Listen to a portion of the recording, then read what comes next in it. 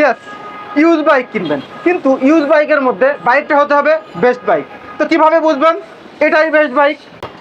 যেহেতু use bike কিনবেন, একটু তো স্কিল হতে হবে। সর্বপ্রথম টায়ার গ্রিপিং দেখেন, একেবারে নতুন বাইকের টায়ারের যে condition, as like as same condition tyre gripping and red mark সহ রয়েছে।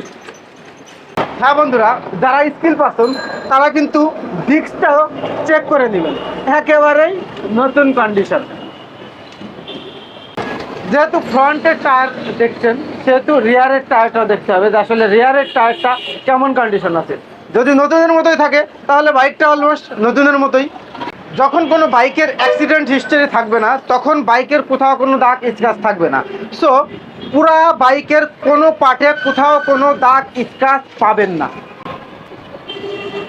স্কিল, তারা মূলত বাইকের সাউন্ডটাকে কিন্তু অধিক গুরুত্ব দিয়ে থাকেন। সো বাইকের সাউন্ড কেমন আছে সেটা কিন্তু মোস্ট ইম্পর্টেন্ট।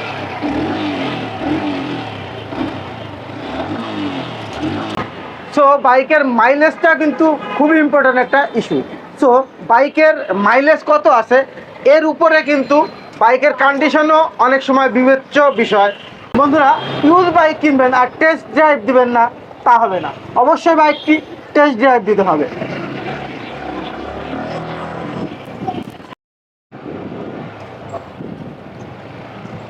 টেস্ট ড্রাইভ দেওয়ার পরে বাইকের কন্ডিশন যদি সুপার থাকে তাহলে আপনার বাইক ক্রয়ের উৎসাহ আরও বেড়ে যাবে।